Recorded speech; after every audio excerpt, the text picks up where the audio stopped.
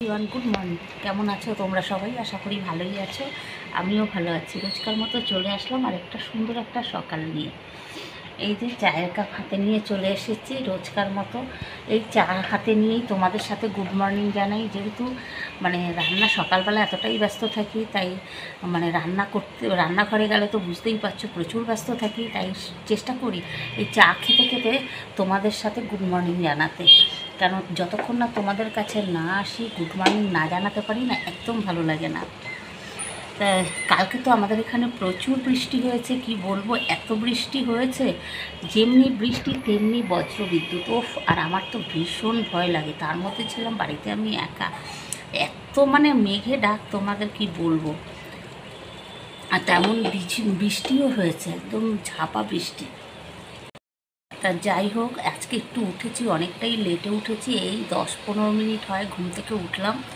এত লেট হয়ে গেছে, তাই ভাত বসিয়ে দিয়ে চা খাওয়ার ফাঁকে একটু তোমাদের সাথে কথা বলে নিলাম। ঠিক আছে, চলো তাহলে আবার পরে আসছি। রান্না কমপ্লিট হলো, এই যে সব বাসন মেজে রেখেছি, আর আমার জন্য একটু দুধ ফুটিয়ে রাখলাম, খাবো। এত লেট হয়ে গেছে যে আজকে ক্যামেরা অন করার একদম সময় পাইনি। হাজব্যান্ড এই অফিস গেল, এই যে রান্না করেছি, এই যে পাঁচমিশালি একটা সবজি, আর এখানে বেসন ফাটিয়ে ডিম দিয়ে বড়া করেছি, আর এই যে ভাত। হাজব্যান্ড খেয়ে অফিস চলে গেল। আর উচ্ছে আর বেগুন ভেজেছি, যেহেতু উচ্ছে বেগুন ভাজা আমি খাই না, এই জন্য হাজব্যান্ডকে দিয়ে দিয়েছি। প্রচণ্ড গরম লাগছে, কি বলবো, দেখো ঘামিয়ে কি অবস্থা, প্রচণ্ড গরম লাগছে।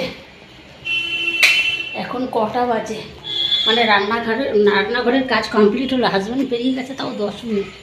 এই যে এখন ঘড়ির কাঁটায় বাজে 9:10।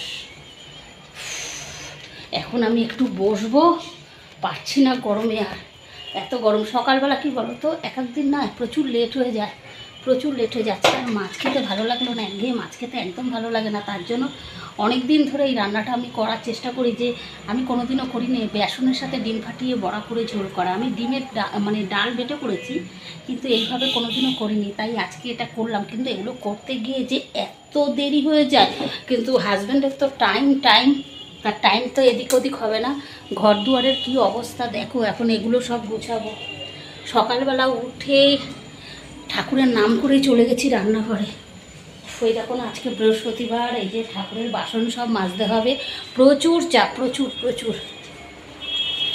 আজকে এখনও পুজো দিইনি, পুজো বলতে কি, ঠাকুরের বাসন এখনও মাজেনি, ঘর মুছবো, বাসন মাজবো, তারপরে সব।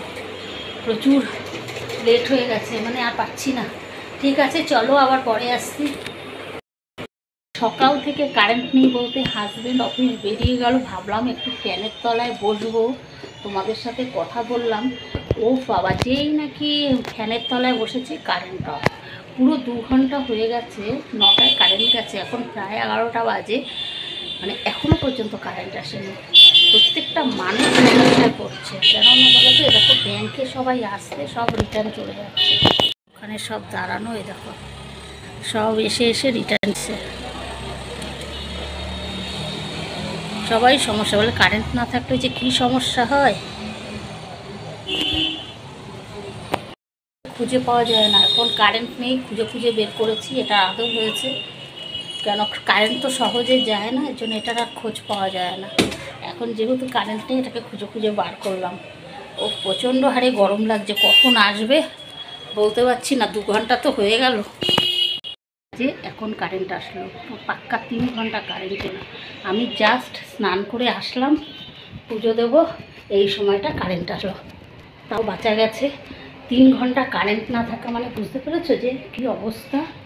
এই দেখো, আমি সবে পুজো বসেছি, তাই কারেন্ট এই জাস্ট আসলো। ও ঘরে ফ্যান চালানো বলে আমি উঠলাম। আমাদের এখানে বার্থডে সেলিব্রেশন হচ্ছে, ওই যে আমার ওই যে ওর বার্থডেতে আমরা গেলাম, সেদিন আমরা ও যেখানে থাকে সেখানে গেলাম, হোস্টেলে, ওখানে গেছিলাম। আজকে ওর বার্থডে হয়ে গেছে, কত 29শে জুলাই, কিন্তু খাওয়া দাওয়াটা আজকে হচ্ছে। হ্যাঁ, কে হ্যাঁ, দেখো আজকে সেই বার্থডে সেলিব্রেশন হচ্ছে আমার বাড়িতে, ওরা সব নিয়ে এসছে। বিরিয়ানি, সবাই সব বিরিয়ানি খাচ্ছে, বিরিয়ানি, চিকেন বিরিয়ানি। আর আমার আছে মোগলাই। আমার বর খাচ্ছে এই যে বিরিয়ানি। এমনি ভালো হয়েছে। ওইটা দেবো, ওই মাংসটা দেবো, খেলে খেয়ে নাও, দিয়ে দিই। মোগলাই এখানে আরও আছে। এই যে আমি খাচ্ছি মোগলাই, কেন যেহেতু আমি চিকেন খাই না। আর এই যে সব খেতে ব্যস্ত, ওই দেখো কেউ মুখ উঠায় না, সব খেতে ব্যস্ত।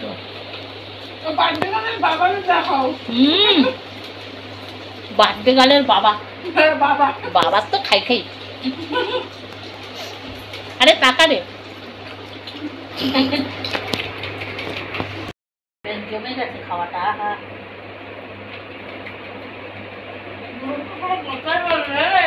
ও দাদা খায়নি, তোকে দেখাবেন তো পাশে ফোন না